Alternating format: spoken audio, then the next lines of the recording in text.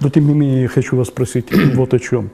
Я не знаю, согласитесь вы со мной или нет, но мне кажется, что достаточно сегодня наших бед от того, что утеряны некие моральные ценности и, скажем так, от недостатка внутренней культуры, мне так кажется. Вот это вы держите в себе, когда работаете над очередной книгой. Есть у вас состояние понимания этого? Если вы со мной согласны, конечно. И согласен, и не согласен. Дело в том, что бытует действительно такое мнение, что вот есть какие-то моральные ценности, какие-то нравственные вещи, которые ребенок всасывает с молоком матери. Но это не так. С молоком матери эти ценности не передаются. У молока вообще совсем другое назначение. И тем более, если бы мы это согласились бы с этой точки зрения, то тогда бы можно было утверждать, что у матери Павлика Морозова было какое-то неправильное молоко. Дело не в том даже, что мы утрачиваем моральные ценности, культурные ценности. Мы все время утрачивали, вся история показывает. Дело в том, что в разные эпохи котировка этих ценностей прыгала как лихорадочная температура. То есть каждое время определяется свои ценности? Да, конечно, ценности. Свои ценности. На мой взгляд, опять же, я никого не призываю мне поверить, на мой взгляд, все беды наши от того, что мы теряем духовность. Духовность, которая дана нам Богом. Но вот тут очень важно заметить, дана, но не вшита. Потому что если бы она была вшита, если бы она в нас как биос в компьютере, вот он жестко туда зашит, константа какая-то, то тогда бы потерял бы смысл самый главный Божий дар – это свобода воли. Кстати, был такой в свое время очень популярен вопрос среди казуистов, богословов: может ли Господь Всемогущий создать камень, который он не может поднять? Так вот, свобода воли – это как раз и есть тот камень, который Господь не может поднять. Он на него не покушается. Софистика. Нет, он на нее не покушается. Он сам нам дал свободу воли, но вот что угодно делай. Так что потеря духовных ценностей – наша беда. Но когда мы начинаем придумывать какие-то схемы умозрительные, как ее не потерять, они не работают, они совершенно не работают. Потому что духовность, она совершенно не пересекается нигде, ни с моральными ценностями, ни с нашей жизнью, ни с нашими какими-то интересами. Она есть или ее нет? Тоже так нельзя сказать, потому что, скажем, душа и дух, часто путают, что такое душевное, что такое духовное. Скажем, душа – это такой механизм, который управляет нашим телом.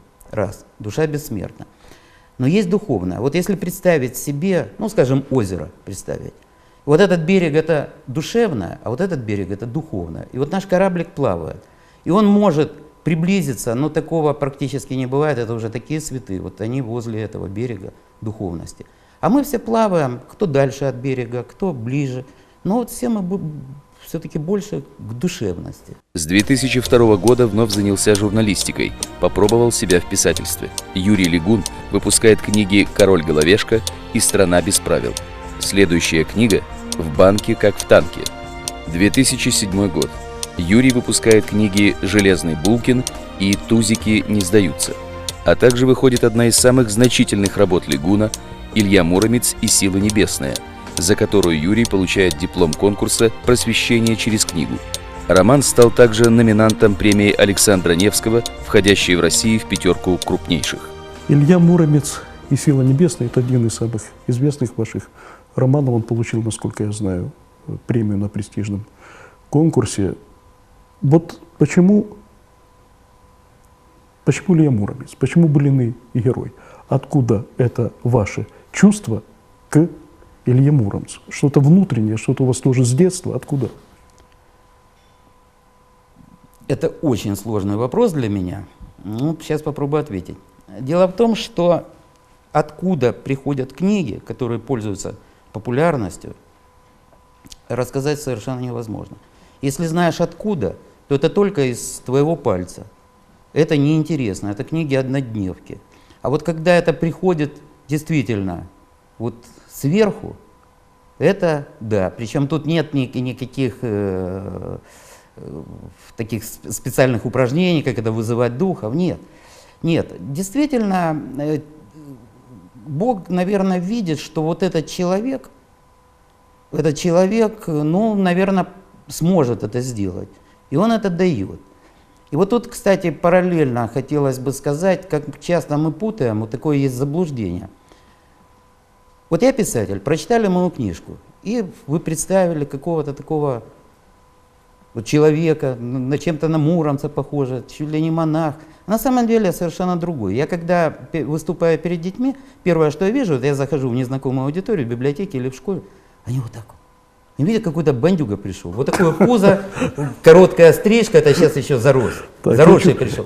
И они пугаются. Я чувствую, самокритики у вас более чем достаточно. Да почему самокритика? Это плохо скрытая лист. Да. А потом начинаешь говорить, и все, и дети забывают, кто перед ними.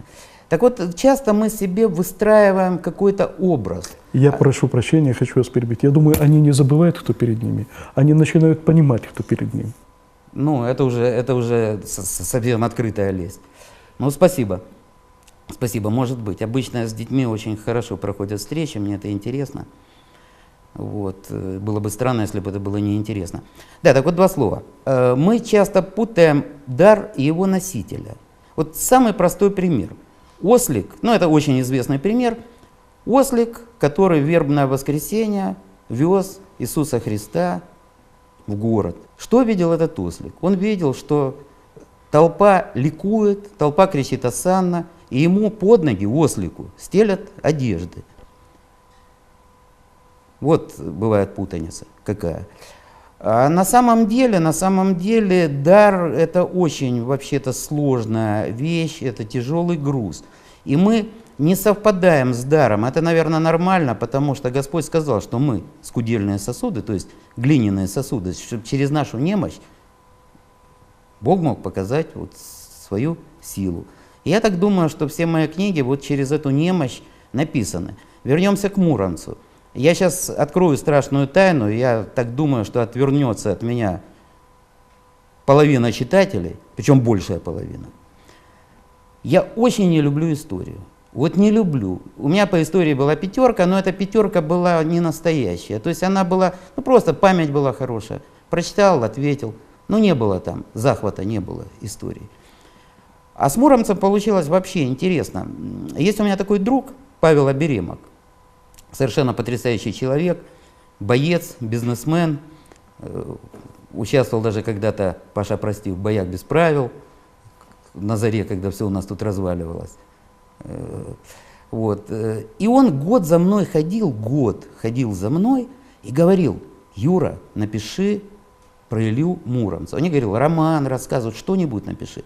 Кстати, у Паши сын Илья. Это год продолжалось. Более того, он вообще сказал: вот только ты говоришь «да», я тебе даю, ну не скажу какую сумму, но такую приличную. Вот, дам тебе денег, только скажи «да». Я сказал «да» через год. Денег Паша не дал, там инфляция уже все съела, но это не важно. Я ему до сих пор благодарен. Я не представлял, вот в какую красоту, в какое чудо я попаду. И как эта книга писалась, ну это, наверное, другой разговор. Так что вот сами думайте, откуда она пришла, если человек не любил историю и написал исторический роман. Его читали историки профессионально, я просто просил, и читали кандидаты богословия, но вроде там каких-то таких грубых ошибок нет. Все даже удивляются, откуда. Это было достаточно серьезной, глубокой работой, я понимаю, да, конечно, да? конечно. Шла все время, причем параллельно эта работа шла, пришлось очень много прочитать, много чего узнать. Юрий Аркадьевич, я хочу еще раз вас процитировать. Вот вы как-то писали. Писательство обычно начинается с подражательства. Я косил под Михаила Зощенко. Ну, это было в детстве. А сейчас, вот мне очень понравилась ваша характеристика, такая, определение горячих и теплохладных стихов. Вот сегодня вы у кого, скажем так, ну, подпитываетесь горячим слогом?